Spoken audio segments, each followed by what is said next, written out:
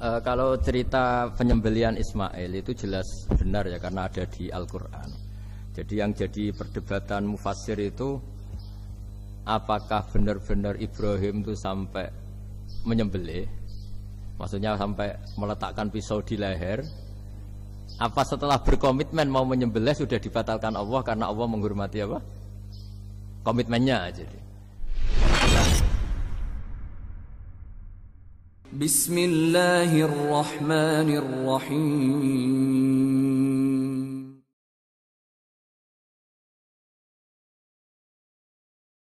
Ya, saya kira demikian. Monggo kalau ada sesi tanya jawab, kalau tapi yang ringan-ringan saja, nanti jadi serius. berapa pertanyaan?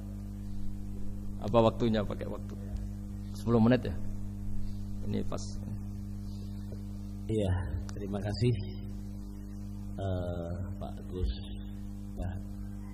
Baha yang sudah menyampaikan cukup baik ya untuk pencerahan kita semua terkait dengan bagaimana kehidupan bermasyarakat dan bagaimana kita mensikapi salah benar, begitu juga terhadap orang-orang yang mungkin selama ini tidak kita duga, ternyata banyak hal-hal yang kita dapatkan pada sore hari ini. Saya yakin dari pemirsa atau dari Bapak Ibu yang hadir secara langsung maupun virtual ada hal-hal yang akan ditanyakan. Kita masih punya waktu cukup kurang lebih 1/4 jam. Oh, kelamaan ini. Kelamaan. Iya. Tadi 10 menit perjanjiannya. Tadi 10 menit. Iya. Pas ini. Kami persilakan dari yang hadir terlebih dahulu. Sudah sangat jelas sudah ini. Sudah pinter semua. Ya, ini ada pertanyaan. Yang pertama katanya, Assalamualaikum warahmatullahi wabarakatuh. Pak Gus Baha, dalam ingin bertanya dan ingin tahu bagaimana supaya kita bisa selalu berpikir nubuwah di setiap peristiwa yang menimpa kita di kehidupan sehari. Semoga. Gimana? Ulang lagi. Dalam ingin bertanya dan ingin tahu bagaimana supaya kita bisa selalu berpikir nubuwah di setiap peristiwa yang menimpa kita di kehidupan sehari-hari. Begini ya, jadi andaikan kita baca banyak, setidaknya sering mau mendengar. Sebenarnya hidup itu sangat baik, bukan sekedar baik, sangat baik. Misalnya kita sedang dapat nikmat, ya Islam menganjurkan syukur. Syukur itu ya dapat pahala. Kalau sedang banyak masalah seperti sekarang mungkin ada pandemi apa, Islam mengajarkan sabar. Sabar itu juga pahala. Nanti kalau kita masih hidup yang ngrumat anak bojo ya ibadah. Nanti kalau mati karena penyakit mat'un atau ta'un juga syahid. Jadi Islam melihat hidup itu rileks. Karena ya memang rileks. Ketika ada orang miskin susah makan enak, itu kata ulama idamuhu alju. Kalau kamu ingin makan enak, kata si miskin ya ingin. Gampang makan enak itu. Kamu sangat lapar, nanti semuanya juga enak. Jadi, itu nubuwah. Jadi Nabi itu resepnya kamu coba. Kalau sampean puasa melihat tempe itu sudah tertarik sekali. Tapi kalau kamu sudah habis makan melihat sate kurang enak, ini kurang enak, karena saking memang sudah semuanya nafsu kan. Tapi sudah puasa, semuanya enak. Jadi kalau ingin nubuwah, misalnya kita miskin itu ada fadilahnya orang miskin, keutamaan orang miskin. Itu malaikat ngauditnya bingung karena mau diaudit apanya, nggak punya apa-apa kan. Jadi artinya barokahnya miskin, kita hisabnya juga ringan, mau diaudit apanya nggak punya apa. Iya kan? Nah, yang orang kaya, barokahnya kaya bisa amal, bisa ikut bantu masjid, bantu madrasah, bantu kebaikan. Nah, itu berpikir nubuwah. Terus kedua, terbiasakan yang agak unik, ini mungkin wilayah medis. Yang agak unik dalam Islam itu mimpi itu Bu Fayo, mimpi itu sama kenyataan itu tinggi mimpi derajatnya. Andai kan orang masih zaman orisinil, mimpi sama hidup nyata itu hebat mimpi. Karena begini, misalnya saya melihat ibu-ibu sama bapak-bapak melihat langsung seperti ini.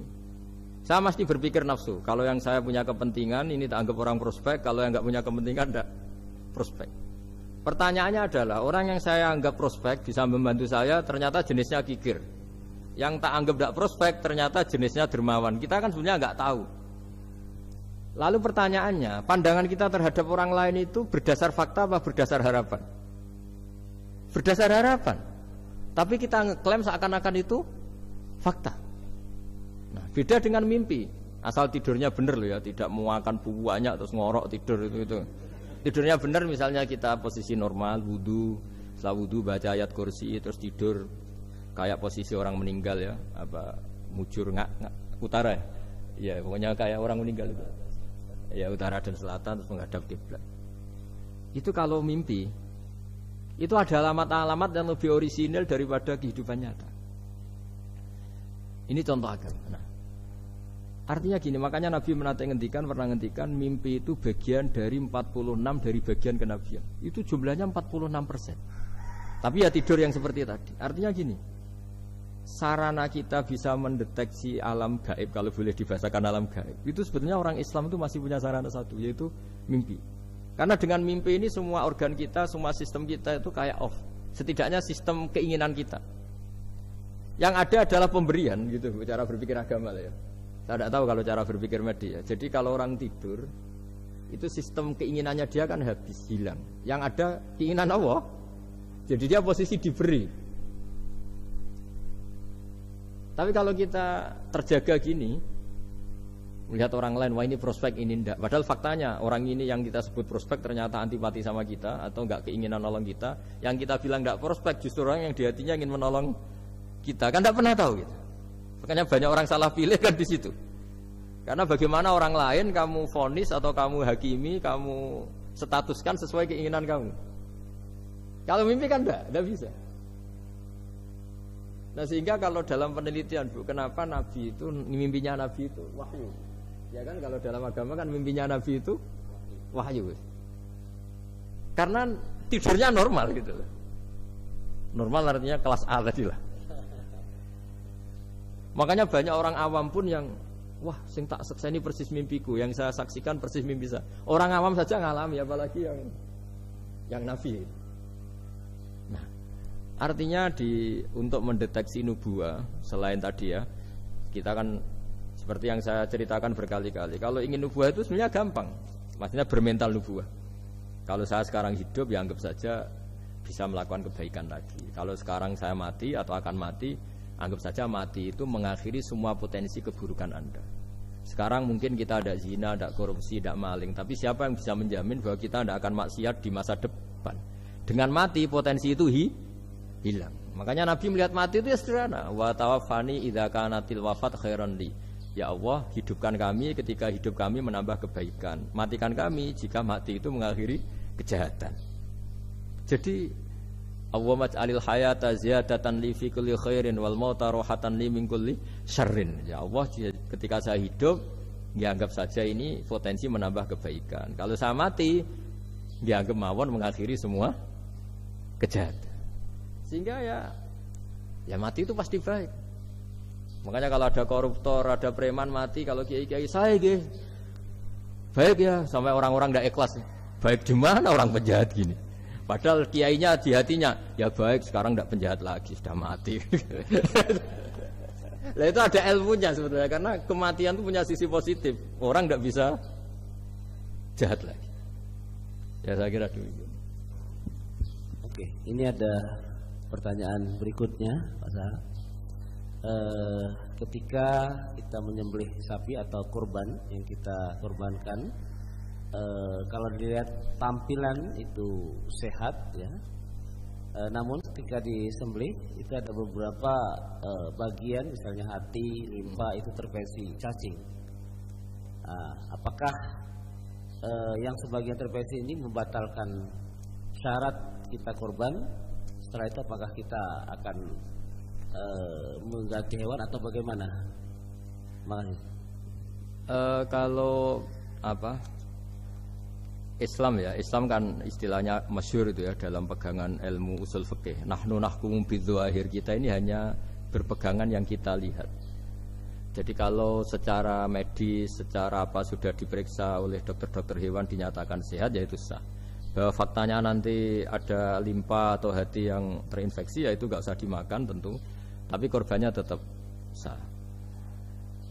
Nah, beda dengan misalnya suatu saat mungkin ya ada satu kemampuan observasi medis yang komprehensif sampai hewan yang lahirnya apa sehat, bisa dideteksi ini.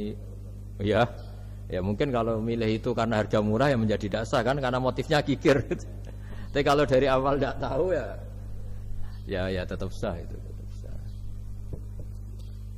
Ya, sambil nunggu pertanyaan, ini ada beberapa mungkin titipan pertanyaan. Titipan pesanan. Pesanan ya. Sudah kayak partai politik. Bahwa ya kalau dulu kan misalnya Nabi Ibrahim itu memang orangnya sudah Islaminya kuat, dengan Allah itu memang sudah percaya dan memang pasrah gitu ya. Ketika ingin menyembelih putranya itu adalah untuk peningkatan keimanan atau ketakwaan.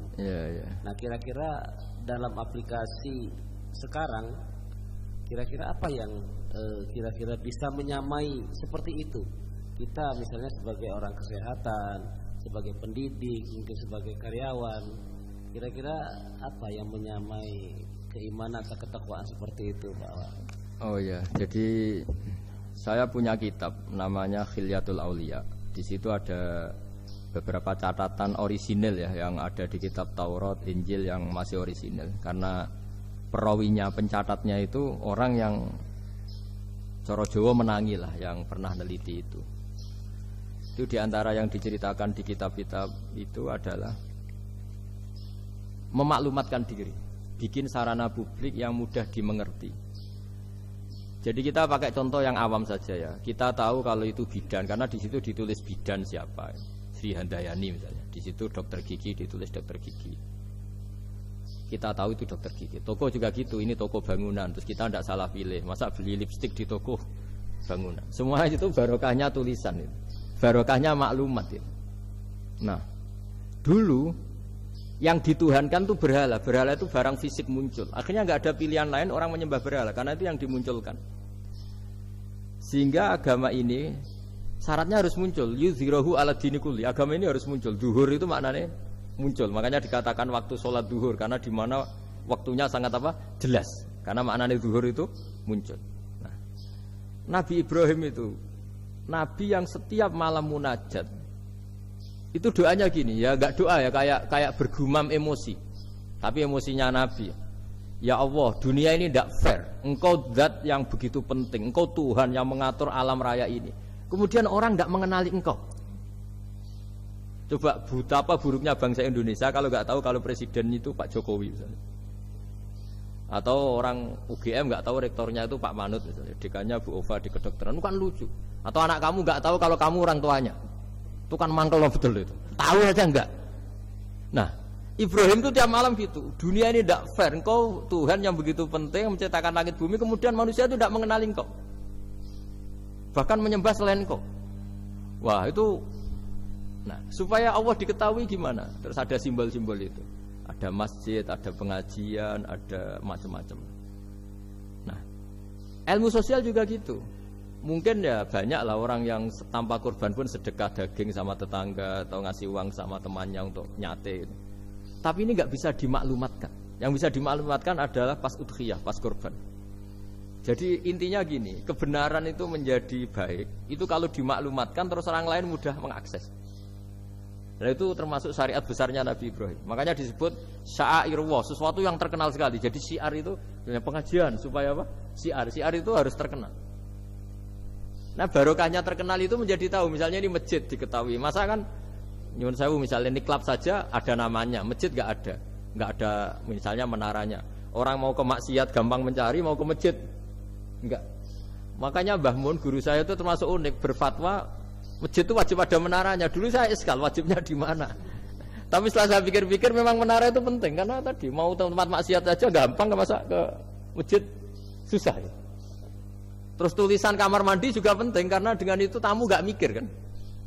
Ya kalau gak ada tulisannya yang cowok ke wanita, yang wanita ke cowok kan jadi ribet. Nah, di antara syariat Nabi Ibrahim yang mendekatkan ke Allah apa? Memaklumatkan. Ya, memaklumatkan bahwa Allah adalah Tuhan dengan berbagai cara. Mulai pelatihan, mulai macam-macam.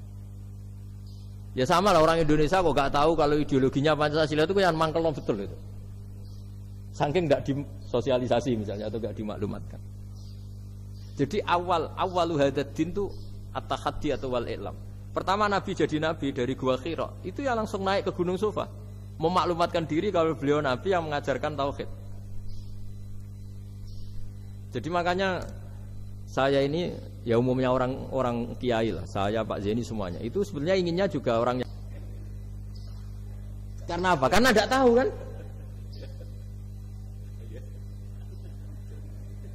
Makanya pertama kali ibadah sama Allah itu apa? Ma'rifatullah. Coba pertama ibadah itu apa? Ma'rifatullah kan, mengenali bahwa Allah itu Tuhan.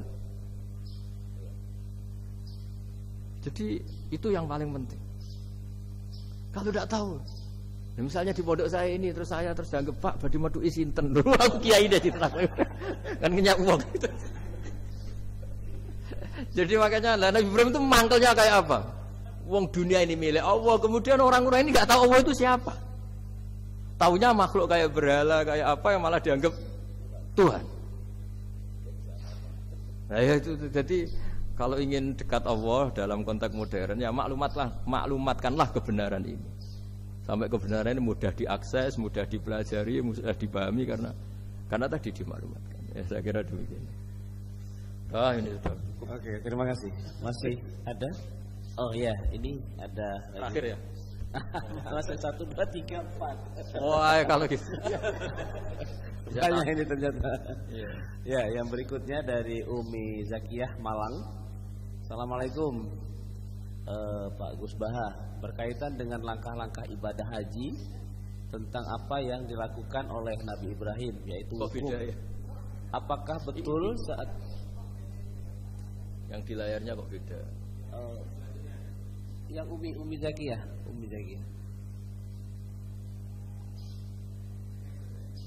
Next.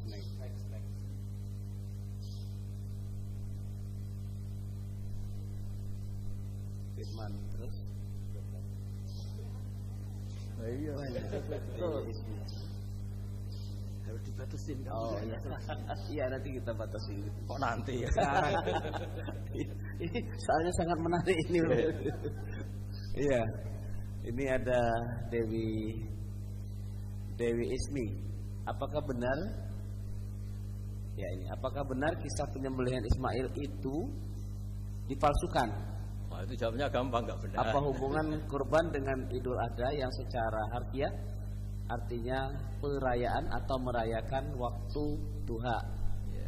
Nah, monggo.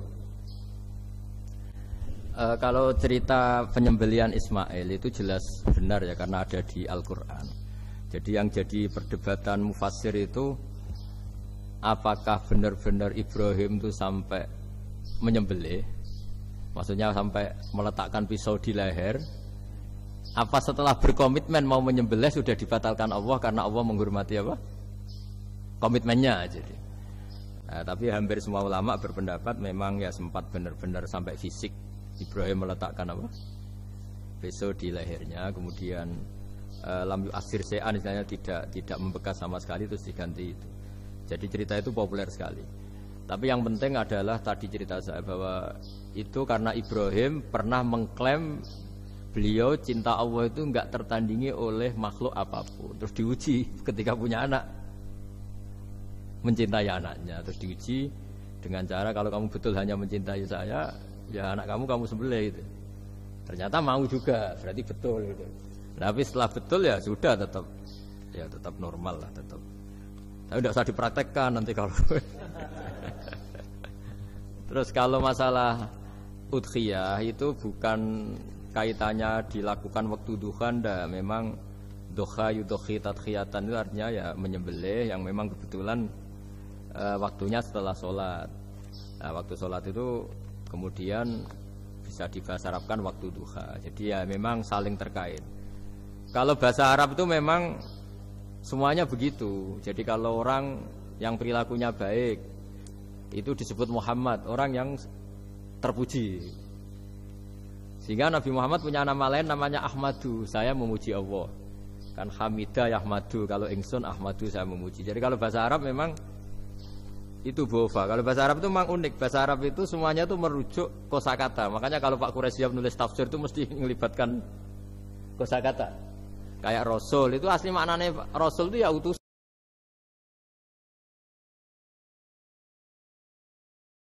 Kalau bareng yang korban kan harus sama suaminya orang kan. Ya saya bilang gitu. Ya Allah tidak kayak yang kamu pikirkan gitu. Kalau dia ikhlas ya nanti kan tetap ke surga itu ya gampang saja lah, ada harus seperti itu. dia bayangkan. Yang jelas memang kaedahnya gitu ya. Kalau satu sapi cukup untuk 7 orang. 7 orang itu bisa keluarga, bisa orang yang kita amali ya. Karena memang Islam mulai dulu itu membolehkan orang amal untuk orang lain. Jadi dulu ada orang, ya Rasulullah, orang tua saya ini sudah sepuh, beliau sangat ingin haji, tapi kalau haji nggak bisa karena sudah tidak bisa berkendara unta. Kata Nabi, ya sudah kamu saja yang haji sebagai ganti bapak kamu. Sehingga idza mata ibnu adam in qata amalu itu termasuk anak yang soleh, sodako dan apa. Memang mulai dulu Islam itu ada beberapa hal yang amal itu bisa diamali pada orang lain. Awaladin solihin yatullah, terus adalah beberapa. Nah korban juga gitu. Biasanya anak-anak yang soleh itu perasaannya dulu bapak kami miskin, nggak mampu berkorban, nggak mampu akikah. Biasanya anaknya terus melakukan itu untuk bapaknya. Nah memang jadi perdebatan ulama, apakah kemudian mayit ini dapat pahalanya enggak? Jawabannya gini, kalau mayit itu orang soleh dapat. Kalau nggak soleh itu kemungkinan dapat kecil. Misalnya gini, ada mayit yang zaman hidup itu antipati ngamal. Kok enak duitku sing ilang wong liya nyate gitu. Dia mentalnya mental kikir yang beranggapan kok kenaan tetangga kami, uang kami yang habis, orang lain yang nyate. Terus dia mentalnya gitu dibawa mati. Kemudian anaknya soleh berkorban untuk bapaknya. Lah yang seperti ini ada potensi gak sampai karena dia tidak pernah punya niat. Itu beda dengan orang yang zaman hidup memang ingin korban, cuma secara ekonomi enggak mampu. Makanya pentingnya innamal a'malu binniyat itu di situ. Amal itu terserah niat. Dalam banyak sarah, ya sarah itu penjelasan yang rinci itu dijelaskan. Kenapa orang mukmin masuk surga selama-lamanya padahal dia jadi mukmin hanya 80 tahun. Misalnya kita hidup di dunia kan rata-rata 80 tahun. Karena dia berkomitmen andikan hidup 1000 tahun juga tetap mukmin, andikan hidup 2000 tahun ya tetap mukmin, tetap sholat. Setiap orang sholat perasaannya gitu. Andikan kita hidup 2000 tahun juga tetap seperti ini kan, ya tetap sholat, tetap. Nah, sehingga karena niat itu dia diganjar surga selamanya. Karena dia bayangkan andikan di dunia selamanya juga akan iman selamanya. Nah, orang kafir juga berkomitmen gitu, yang belum rubah maksudnya. Kalau dia hidup ya akan kafir terus. Ya, makanya dia kafirnya 80 tahun, misalnya hukumannya juga neraka yang lama sekali karena. Nah, kira-kira itulah. Makanya kalau mayit tidak soleh ini kita yang sebagai ulama berdebat karena tadi. Itu kan ibarat gini, ada mayit sama sekali nggak pernah sholat, bahkan dulu itu mengkritik orang sholat. Terus dia mati. Anaknya jadi orang soleh sering tanya saya, Gus, sholatnya bapakku tak kodoin ndak? Wong era sholat kodoin ya kakuati kan? Beda dengan misalnya kita punya bapak soleh, misalnya terus pas beliau koma, ya misalnya ini koma 2 hari kan keluarganya kalau kodoin kan paling 2 hari pas koma. Lah ini orang nggak sholat mulai kecil sampai tua sampai mati. Anaknya soleh tersiksa, anak saya tak kodoin. Lah bapakmu sholat boten. Wah ya kesel gue. Sudah kesel, orang ini nggak pernah berkeinginan sholat. Kan beda dengan Nyun Sewu ibu saya atau bapaknya Mbak Ova. Memang ibu saya ya tidak sholat itu karena sudah koma atau sudah apa, sudah banyak alat-alat medis yang terpasang. Ini cara ngodoi jumlahnya ya jelas dan sumbut karena memang beliau andikan sehat komitmennya juga sholat. Nah ini yang orang kadang salah kaprah, bisa enggak amal sampai mayit? Sebetulnya di dunia ulama perdebatannya bukan masalah sampai tidaknya, mayitnya ini siapa? Gitu. Kalau mayit ini soleh jelas, dawuh Nabi man sana sunatan hasanatan falahu ajruha wa ajru man amila biha ila yaumil Kiamah orang baik kemudian mengajarkan kebaikan pasti dia dapat investasi kebaikan itu. Dan siapapun yang meniru dia dapat sahamnya. Itu nggak ada perbedaan antara NU, Muhammadiyah, Wahabi, semuanya sama. Yang debat itu yang nggak paham. Tak jamin itu yang debat itu yang nggak paham. Wong hadisnya jelas sahih apa? Siapa yang mensyariatkan kebaikan, kemudian kebaikan itu ditiru oleh orang setelahnya, maka dia akan dapat kebaikan itu dan kebaikannya orang yang meniru itu. Itu kan hadis sahih, nggak ada perdebatan sama sekali. Ya terus yang terakhir ini, terakhir betul itu. Ya sudah. Iya. Kalau dituruti mungkin sampai Isya nanti ya nggak selesai nih, pertanyaannya masih cukup banyak. Ya, terima kasih atas pencerahannya. Mudah-mudahan kita bisa mengaplikasikan dalam kehidupan kita sehari-hari. Untuk berikutnya agar kita mendapatkan hidayah, petunjuk dari Allah dan lebih barokah, kita akan menutup doa. Sebelumnya saya sebagai moderator, apabila ada kekurangan, kekhilafan, saya mohon maaf yang sebesar-besarnya. Dan apabila ada kebenaran, itu betul-betul dari Allah Subhanahu wa ta'ala. Untuk selanjutnya doa penutup kami persilahkan kepada Gus Bah untuk menutupnya. Bismillahirrahmanirrahim. Ahmaduka bi anna lakal hamda la ilaha illa anta al-hannanul mannan. Ya badi'as samawati wal ardi ya hayyu ya qayyum ya dzal jalali wal ikram. Anta rizquna ya husna tawadifika wa tahadika. Wa ma shalli wa sallim ala nabiyyika Muhammad wa ala alihi wa sahbihi ajma'in. Wa maj'alna aminin salimin mu'afin min kulli bala'in ya akhir. Waj'al ya Allah istima'ana hadha istima'an mubarakan ma'suma wa iftiraqana ba'da hadhihi iftiraqan mahfuza. Innaka ala kulli syai'in qadir. Innaka ala kulli syai'in qadir. Innaka ala kulli syai'in qadir. Allahumma yassir wa la tu'assir wa ma yassir wa la tu'assir wa ma yassir wa la tu'assir. Fa inna taysira al-'asira 'alaika yassir wa anta 'ala ma tasha'u qadir. Rabbana atina fid dunya hasanah wa fil akhirati hasanah wa qina adzabannar. Sallallahu ala sayyidina Muhammad wa ala alihi wa sahbihi wa sallam. Subhana rabbika rabbil izzati amma yasifun wa salamun ala al-mursalin walhamdulillahi rabbil alamin. Terima kasih. Semoga dengan doa ini akan menambah iman dan takwa kita kepada Allah Subhanahu wa ta'ala. Billahi taufiq wa hidayah.